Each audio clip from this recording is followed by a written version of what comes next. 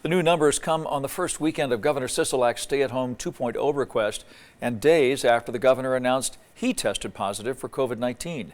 13 Action News reporter Sean Delancey is reporting live on the Strip with the potential consequences if we don't scale back our outside activities. Sean?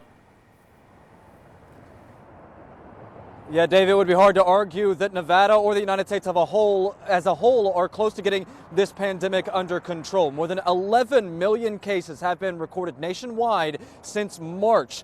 Governor Steve Sisolak, who tested positive for COVID himself on Friday, has called for everyone to be responsible and stay home for 2 weeks without him having to mandate any restrictions on businesses. He said on Tuesday that he would review the transmission rates at the end of those 2 weeks and then move on from there. Numbers released over the weekend show that the governor's request is needed. On Saturday, 2,200 new cases were reported in Nevada, and on Sunday, more than 1,100 new cases. Top national disease experts like Dr. Anthony Fauci say one way to slow the spread is a vaccine, but until one is approved, it's up to us to do the right thing.